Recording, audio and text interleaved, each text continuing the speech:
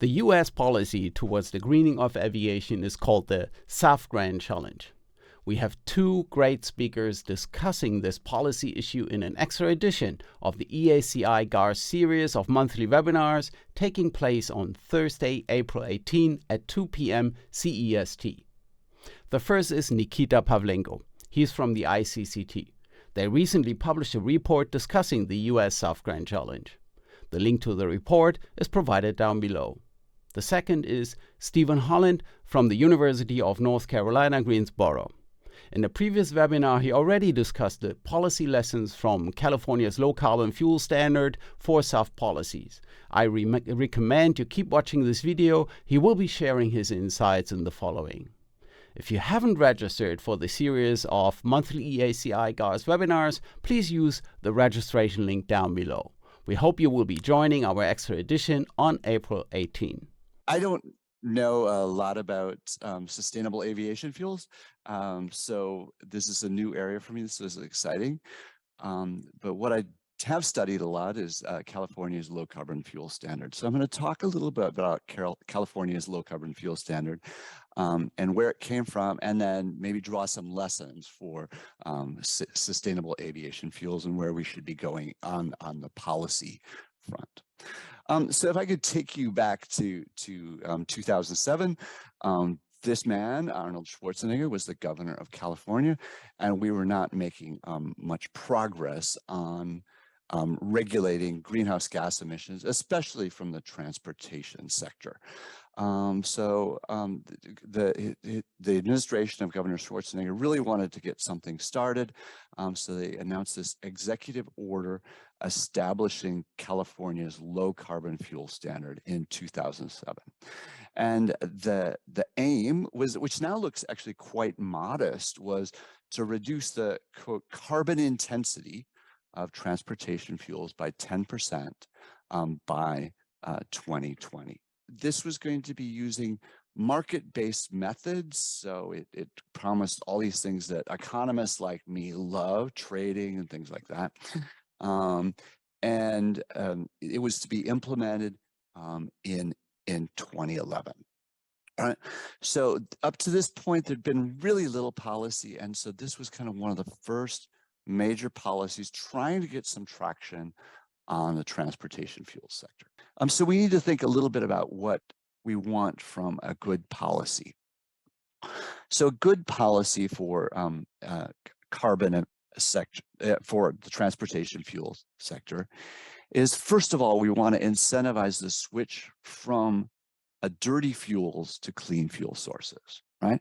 And we'd like to incentivize cleaner fuels more and disincentivize dirtier fuels more. So that would be a nice thing to have. Also want to discourage too much driving, right? So one of the easiest ways to reduce carbon emissions from the transportation sector is to not drive. So maybe ride your bike or mass transit, carpools, buses, things like that. So that's the second key thing we want from a policy, is to discourage too much driving or increase efficient use of the fuels as well. And the final thing is we want to incentivize innovation in new fuels and efficiency. So these are kind of the three levels of policy places we want to focus a good policy. For example, we want really, when we were thinking about the low carbon fuel standard, really wanted to incentivize production of cellulosic ethanol, because that's where we thought the future was in transportation policy. Just a side note, I wouldn't be an economist if I didn't mention that carbon taxes are indeed the preferred policy. A carbon tax would provide an efficient incentive to switch fuels, because it would apply to dirty fuels, but not to clean fuels. It would be an incentive to avoid driving, because it's going to increase the cost of driving, right? And so that would be an incentive to not drive, to take alternative transportation measures. And it would be an efficient incentive for innovation. If you can come in and avoid that tax, that's with some new process, some new innovation, right? That's going to allow you to make money by avoiding the tax, right? So it doesn't indeed provide efficient incentives for innovation. And in addition, a carbon tax also would provide tax revenue that can be used to offset other taxes or to offset harm to individuals or to firms. Now, of course, we don't have a carbon tax. So what do we have? We have the low carbon fuel standard. And how good does that do? How good of a job does the low carbon fuel standard in California come to an efficient policy? And it actually isn't too bad. It has some good features. It acts as a tax on dirty fuels. So for example, dirtier fuel producers have to buy carbon credits. So that's an implicit tax on the dirty fuels. And it can be a bigger tax on dirtier fuels. Right? Conversely, on the clean fuel side, it's a subsidy to clean fuels because they get to sell carbon credits. And that subsidy is going to be bigger for cleaner fuels, so bigger for cellulosic ethanol or maybe something from a biofuel made from algae rather than corn ethanol. The LCFS also had flexibility for new pathways. The key is we had to be able to calculate that carbon intensity. And it also allowed for new technologies that weren't really thought of as potentially going to be successful. For example, electric vehicles were just kind of a pie in the sky dream, and now they are really becoming the reality. But the low carbon fuel standard did allow pathways for electric vehicles, for hydrogen vehicles, for more advanced biofuels. So the bad features, actually this was some of my original work with Jonathan Hughes and Chris Knittel in 2009. We showed that even though the low carbon fuel standard is pretty good, it can't provide efficient incentives. And the reason is that it doesn't increase the gasoline price sufficiently. Now, this may sound like a feature rather than a bug, right? So in some ways, the fact that the low carbon fuel standard didn't raise the gasoline price, while we argued in our work that that was prevented efficient incentives, in some ways it could be seen as a feature rather than a bug, because gasoline taxes are generally seen as regressive, so harm lower income persons more. And we also, and I showed in some later work that this can also prevent regulatory leakage. Another potential bad for the low carbon fuel standard is it's often very hard to calculate these life cycle carbon intensity pathways.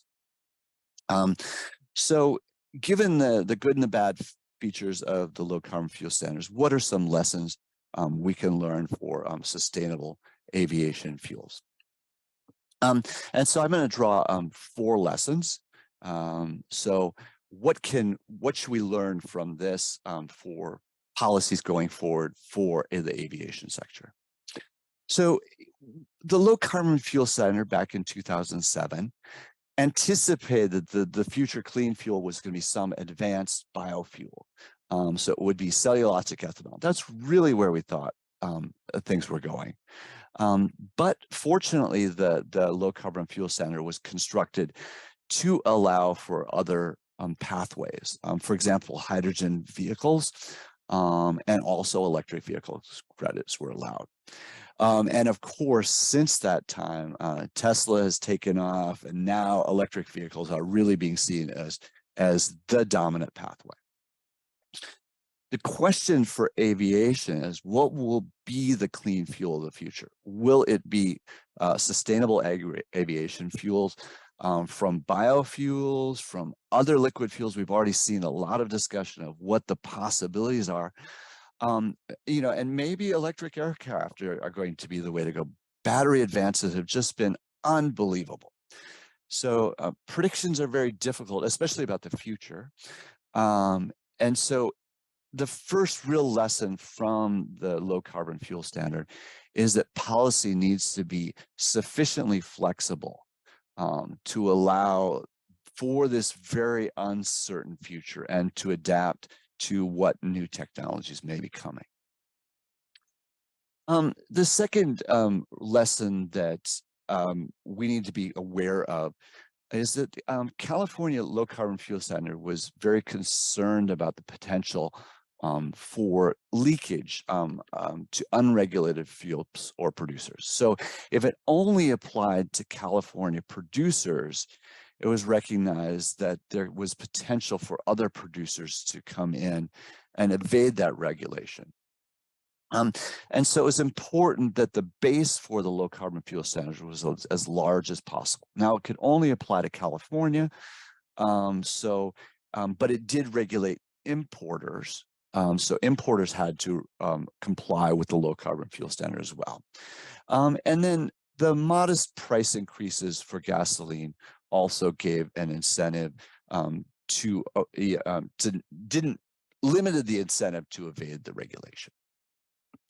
If we turn to aviation, again, this question now raises, what is the potential for regulatory evasion of a regulation that's probably not going to be universal? Ideally, all the countries in the world would come to agree on some regulation for aviation. That's probably not going to happen. And what we don't want is for, if we're talking about California, planes stopping in Nevada to refuel and then flying to California. So any policy, I'm not sure this is a big concern. Maybe it's not something that needs to be we need to be concerned with in aviation, but getting as broad a base as we can for the regulation to limit incentive for evasion. Lesson number 3 is the importance of substitution.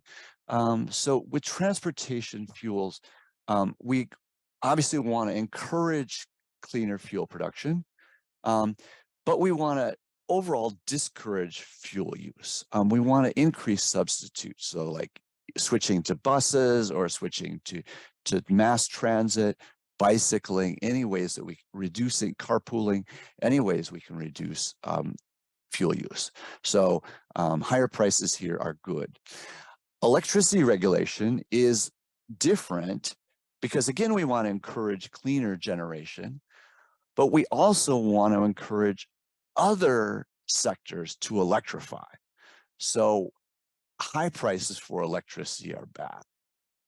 Turning to sustainable aviation fuels, what are the incentives here, right?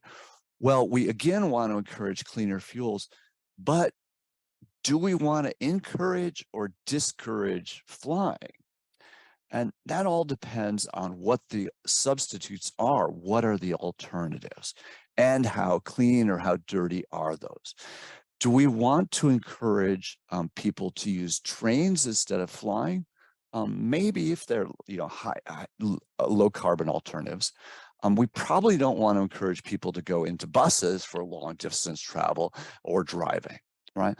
So we need to be very aware of the potential for substitutes with any policies we have in the sustainable aviation fuels. And finally, I just want to highlight the importance of the regulatory process. And people have already mentioned this. What the low carbon fuel standard did was to implement a process and a regulatory framework. And without a regulatory framework, no matter how difficult it can be, we cannot make progress. So low carbon fuel standard, even though it may have been flawed, was a process for moving forward. For sustainable aviation fuels, we also have a process. It may be difficult, but the key is that we need clear regulatory processes that can be flexible and adapt to the unseen future. All right, I think I'm a couple minutes over here, so I should just wrap up. The California Low Carbon Fuel Standard was not perfect, but it did provide incentives to move from dirty gasoline to cleaner alternatives. So for moving forward on aviation, we need regulations that's going to highlight the importance of flexibilities to adapt to new technologies, awareness of regulatory spillovers, awareness of the potential for substitution into alternative modes of transportation, such as trains and buses, and whether or not we want to encourage or discourage those, and then clear regulatory processes for moving forward.